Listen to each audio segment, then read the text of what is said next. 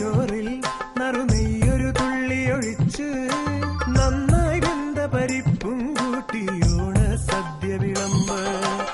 കുന്തല്ലട കൊണ്ടട പ്രഥമൻ അതിൽ പൊന്തിക്കിടക്കുന്നു നാളികേരത്തുണ്ട് നെയ്യിൽ വറുത്തിട്ട മുന്തിരി അണ്ടിപ്പരിപ്പുകൾ.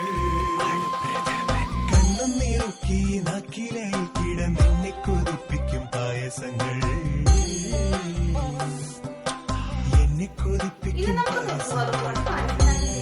സാധാരണ നുറുക്കുഗോതമ്പിന്റെ പായസം ഉണ്ടാക്കുമ്പോ ആ പായസത്തിലേക്ക് ചെനാദാല് ചേർക്കാറില്ല. ഞാനിവിടെ ഒരു പിടി ചെനാദാലും കൂടി വേവിച്ചിട്ട് പായസത്തിലേക്ക് ചേർക്കുന്നുണ്ട്.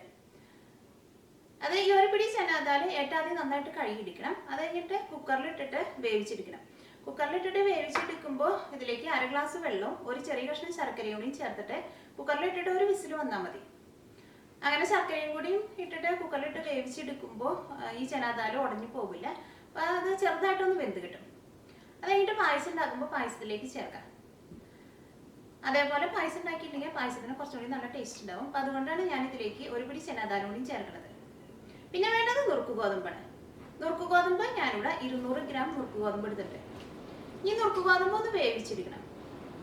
നുറുക്ക് ഗോതമ്പ് പെട്ടെന്ന് വെന്ത് കിട്ടാൻ വേണ്ടിയിട്ട് ഞാനിവിടെ ഈ ഗോതമ്പ് ഏട്ടാദ്യം നന്നായിട്ട് കഴുകിയിട്ട് ഒരു 2 മണിക്കൂർ വെള്ളത്തിലിട്ടിട്ട് കുതിർത്തിയെടുത്തിട്ടുണ്ട്.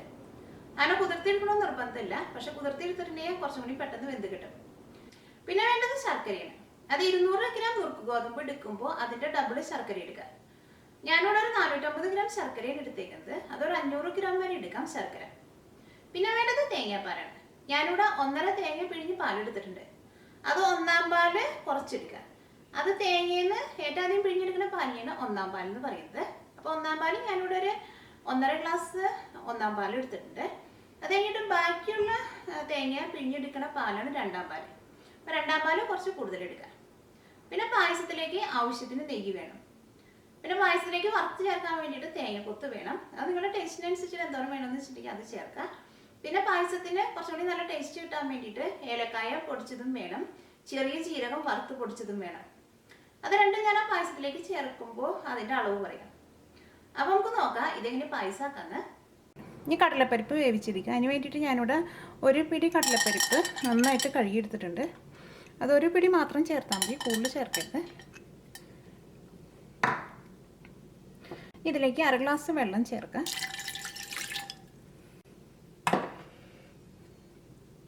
ഇതിലേക്ക് കുറച്ച് ശർക്കരയും ചേർക്കുക. നമ്മൾ പായസത്തിൽ ഇടാൻ വേണ്ടിയിട്ട് എടുത്ത് വെച്ചേക്കണ ശർക്കരയിൽ നിന്ന് ഇതേപോലത്തെ ഞാനിവിടെ അതേപോലത്തെ ഒരു 2 കഷ്ണം ശർക്കരയാണ് ചേർക്കുന്നത്. ഈ കുക്കർ മൂടി വെച്ചിട്ട് ഈ കുക്കറിൽ നിന്ന് ഒരു വിസിൽ വരണം. ഒരു വിസിൽ വന്നു കഴിയുമ്പോൾ ഈ ചെനാദാല് നന്നായിട്ട് വെന്തിട്ടുണ്ടാവും, പക്ഷേ അത് ഉടഞ്ഞു പോവില്ല. പിന്നെ ശർക്കരയിലിട്ട് വേവിക്കുന്നത് കൊണ്ട് ഒട്ടും തീരെ ഉടഞ്ഞു പോവില്ല. ഈ കടലപ്പരിപ്പിന് ഹിന്ദിയിൽ ചെനാദാൽ എന്നാണ് പറയുന്നത്. ഈ ഗോതമ്പ് വേവിച്ചെടുക്കുക. അതിന് വേണ്ടിയിട്ട് കുറച്ച് വലിയൊരു പാത്രം എടുക്കുക. ഇതിലേക്ക് ഗോതമ്പ് ചേർക്കുക. ഞാനിവിടെ 200 ഗ്രാം ഗോതമ്പ് കുതിർത്തിയെടുത്തേക്കണാണ് ഇത് ഇത്രയ്ക്കായിട്ട് തോന്നണത്. ഇതിലേക്ക് ആവശ്യത്തിന് വെള്ളം ഒഴിക്കുക. വെള്ളം കുറച്ച് കൂടുതൽ ഒഴിക്കുക. അത് കഴിഞ്ഞിട്ട് ഈ ഗോതമ്പ് ഒന്ന് വെന്ത് കഴിഞ്ഞ് കഴിയുമ്പോൾ ഇതിൽ നിന്ന് വെള്ളം ഊറ്റിക്കളയും. ഈ ഗോതമ്പ് ഞാനിവിടെ വെള്ളത്തിലിട്ടിട്ട് കുതിർത്തിയെടുത്തേക്കണാണ് ഇതിപ്പോൾ കുറച്ച് കൂടുതലായിട്ട് തോന്നണത്. അത് നിങ്ങൾ കുതിർത്തിയെടുത്തില്ലെങ്കിലും കുഴപ്പമില്ല. ഇതിലേക്ക് നിങ്ങൾ നന്നായിട്ട് വെള്ളം ഒഴിച്ചിട്ട് ഈ ഗോതമ്പ് വേവിച്ചെടുക്കണം. ഇതിലേക്ക് നിങ്ങൾ വെള്ളം ചേർക്കുമ്പോൾ കുറച്ച് വെള്ളം കൂടിയാലും കുഴപ്പമില്ല. ഈ ആവശ്യത്തിന് വെള്ളം ഒഴിക്കുക. വെള്ളം കുറച്ച് കൂടുതൽ ഒഴിക്കണം. ഇതിലേക്ക് വെള്ളം ചേർക്കാം. കുറച്ചും കൂടി വെള്ളം ചേർക്കാം.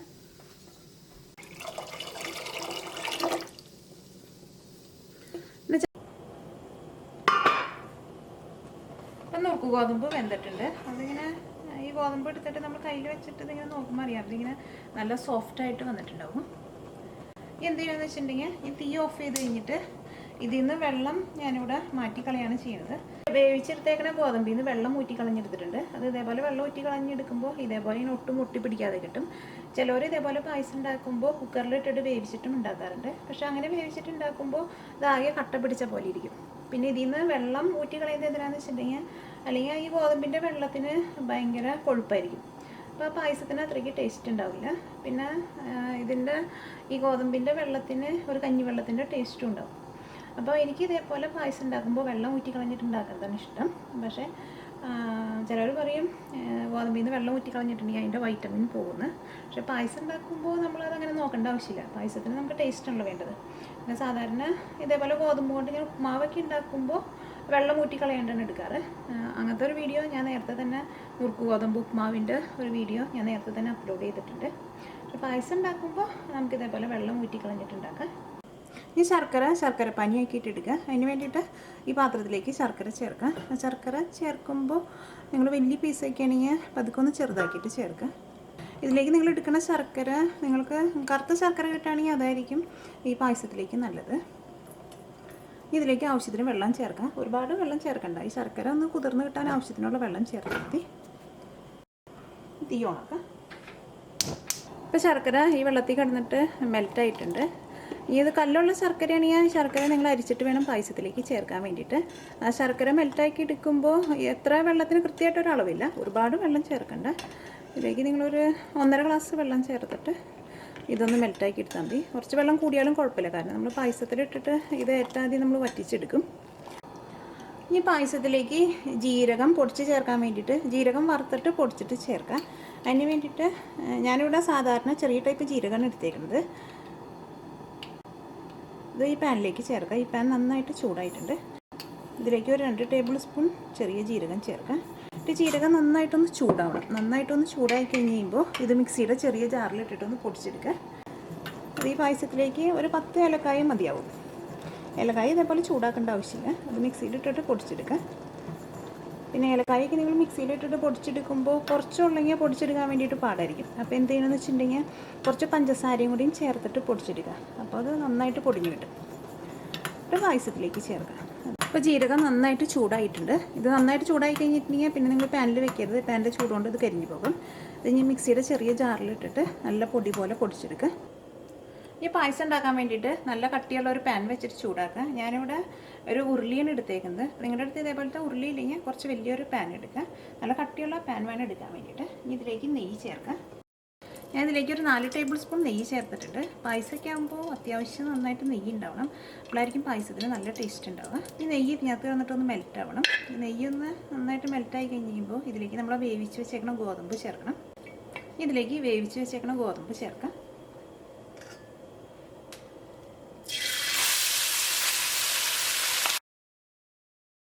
അപ്പോൾ നെയ്യിൽ കിടന്നിട്ട് ഗോതമ്പ് നന്നായിട്ട് ചൂടായിട്ടുണ്ട്. ഒരു 5 മിനിറ്റ് നെയ്യിലിട്ടിട്ട് ഗോതമ്പ് നന്നായിട്ടൊന്ന് മിക്സ് ചെയ്യുക. ഇതിലേക്ക് ശർക്കര പാനി ചേർക്കുക. കല്ലുള്ള ശർക്കരയാണെങ്കിൽ നിങ്ങൾ അരിച്ചെടുത്തിട്ട് വേണം ചേർക്കാൻ വേണ്ടിയിട്ട്.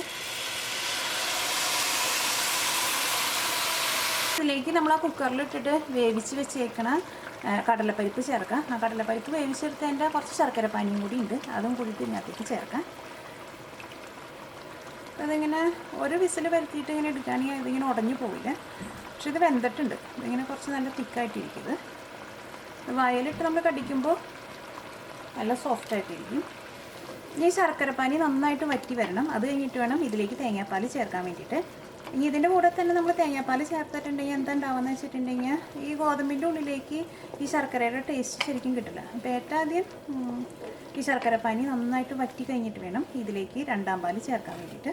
ഇപ്പോൾ ചെറിയ ജീരകം ഞാനിവിടെ വറുത്തെടുത്ത് പൊടിച്ചെടുത്തിട്ടുണ്ട്. ഇതിങ്ങനെ വറുത്തെടുത്തിട്ട് പൊടിച്ചെടുക്കുമ്പോൾ ഇതിന് നല്ലൊരു സ്മെല്ലാണ് ഇതിന്. ഇത് തുറന്ന് വെക്കരുത്, അടച്ച് തന്നെ വെക്കരുത്. പിന്നെ ഇളക്കി കൊടുക്കുമ്പോൾ എപ്പോഴും നിങ്ങൾ എല്ലാ സൈഡും ഇളക്കി കൊടുക്കണം. ഈ അടിയിൽ നിന്ന് നന്നായിട്ട് ഇളക്കണം. അല്ലെങ്കിൽ ചിലപ്പോൾ ഇത് അടിയിൽ പിടിക്കും.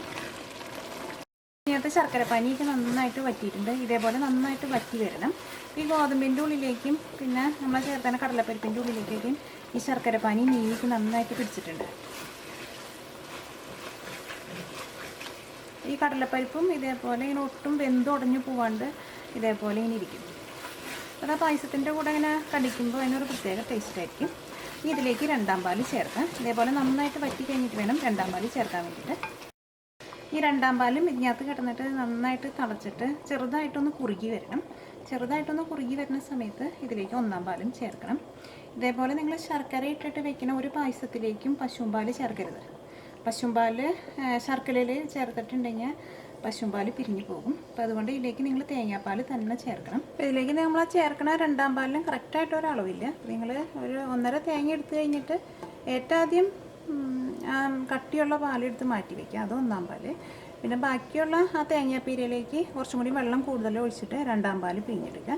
ഇതിപ്പോൾ 2ാം പാൽ കുറച്ച് കൂടിയാലും കുഴപ്പമില്ല. കാരണം ഇത് നമ്മൾ പായസത്തിലിട്ടിട്ട് നന്നായിട്ട് തിളപ്പിച്ചിട്ട് ഈ രണ്ടാം പാൽ ചെറുതായിട്ട് തിക്കായിട്ട് എടുക്കണം.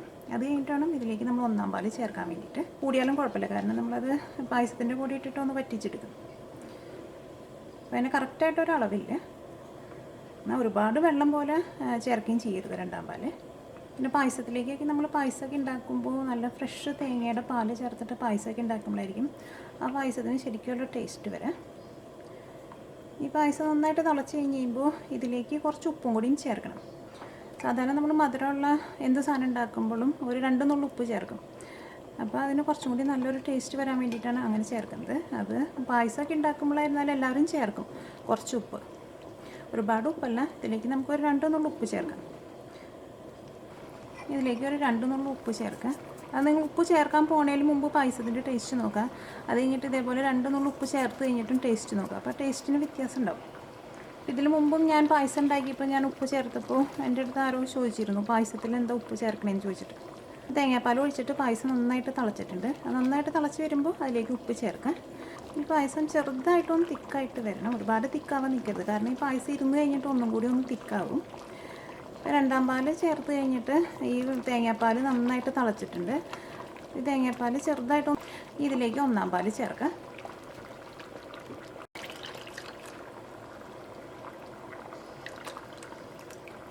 അത് നിങ്ങൾ പായസം ഉണ്ടാക്കുമ്പോൾ പ്രത്യേകം ശ്രദ്ധിക്കണം, പായസം ഒരുപാട് തിക്കായി പോകരുത്. തിക്കായി പോയിട്ടുണ്ടെങ്കിൽ പായസം ആകെ കട്ട പിടിച്ച പോലെ ചൂടായി കഴിഞ്ഞ് കഴിയുമ്പോൾ അട പോലെ ആയി പോവും. ഇനി ഒന്നാം പാൽ ചേർത്ത് കഴിഞ്ഞിട്ട് ഇതൊന്ന് നന്നായിട്ടൊന്ന് തിളച്ച് കഴിയുമ്പോൾ തന്നെ തീ ഓഫ് ചെയ്യുക. ഇതിലേക്ക് ഏലക്കായ പൊടിച്ചതും ജീരകം പൊടിച്ചതും ചേർക്കുക. അത് രണ്ടും നിങ്ങളുടെ ടേസ്റ്റിനനുസരിച്ച് ചേർക്കുക. ഏറ്റവും ആദ്യം കുറച്ച് ചേർക്കുക, അത് കഴിഞ്ഞിട്ട് പിന്നെ ടേസ്റ്റ് നോക്കിയിട്ട് രണ്ടാമതും ചേർക്കുക. അത് ഓരോരുത്തരുടെ ടേസ്റ്റിന് വ്യത്യാസം ഉണ്ടാവും. അതിലേക്ക് ഏറ്റവും ആദ്യം ഏലക്കായ പൊടിച്ചത് ചേർക്കുക. ഞാൻ അതിലേക്ക് ഒരു 1/4 ടേബിൾ സ്പൂൺ ഏലക്കായ പൊടിച്ചത് ചേർത്തിട്ടുണ്ട്. ജീരകം പൊടിച്ചത് ചേർക്കാം. ജീരകം ഞാനിതിലേക്ക് ഒരു 1/2 ടേബിൾ സ്പൂൺ ചേർക്കുന്നുണ്ട്. ഇത് നന്നായിട്ടൊന്ന് മിക്സ് ചെയ്ത് കഴിഞ്ഞിട്ട് പിന്നെ ടേസ്റ്റ് നോക്കിയിട്ട് പിന്നെ വേണമെന്നുണ്ടെങ്കിൽ നിങ്ങൾ രണ്ടാമതും ചേർക്കാം. ജീരകം പൊടിച്ചത് കുറച്ച് കൂടുതൽ ചേർക്കാം ഏലക്കായിനേക്കാളും. ഇപ്പോൾ പായസം ഒന്നാം പാൽ ചേർത്ത് കഴിഞ്ഞിട്ട് ഒന്ന് തിളച്ച് തുടങ്ങിയിട്ടുണ്ട്. ഒന്നും കൂടി വലിയ തള വരുമ്പോൾ തീ ഓഫ് ചെയ്യുക. ഇപ്പോൾ ചെറിയ ചെറിയ തളകളാണ് വരുന്നത്. ഇനി വലിയ വലിയ തളയിട്ട് വരും. അപ്പോൾ പായസം നന്നായിട്ട് തിളച്ചിട്ട് ഏറ്റവും ആദ്യം ചെറിയ ചെറിയ തളയായിട്ടാണ് വന്നുകൊണ്ടിരുന്നത്. ഇപ്പോൾ ഇതിനകത്ത് വലിയ വലിയ തള വരുന്നുണ്ട്. ഇതേപോലെ വലിയ വലിയ കുമ്പളയായിട്ട് ഇങ്ങനെ തിളയ്ക്കണം. അപ്പോഴായിരിക്കും ആ പായസം റെഡി ആയിട്ടുണ്ടാവുക. ഇനി നമുക്ക് തീ ഓഫ് ചെയ്യാം. ഇതിലേക്ക് തേങ്ങക്കൊത്ത് വറുത്തത് ചേർക്കാം. പായസം ഒരുപാട് തിക്കായി പോകാണ്ടിരിക്കാൻ വേണ്ടിയിട്ട് ശ്രദ്ധിക്കണം. ഞാനത് എടുത്ത് പറയുന്നത് എന്തുകൊണ്ടെന്ന് വെച്ചിട്ടുണ്ടെങ്കിൽ ഇത് ഗോതമ്പായതുകൊണ്ട് ഇരുന്നിട്ട് ഒന്നും കൂടി ഒന്ന് തിക്കാവും. ഈ പായസത്തിലേക്ക് തേങ്ങക്കൊത്ത് വറുത്ത് ചേർക്കാൻ വേണ്ടിയിട്ട് ഒരു ചെറിയ പാൻ വെച്ചിട്ട് ചൂടാക്കുക. ഇതിലേക്ക് നെയ്യ് ചേർക്കാം.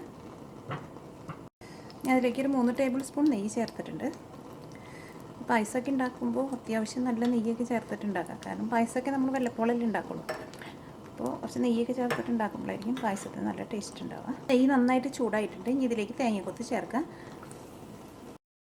തേങ്ങക്കൊത്ത് നല്ലൊരു ഗോൾഡൻ കളറാവണം. അപ്പോൾ തേങ്ങക്കൊത്ത് നല്ലൊരു ഗോൾഡൻ കളറായിട്ടുണ്ട്. ഇനി തീ ഓഫ് ചെയ്യാം.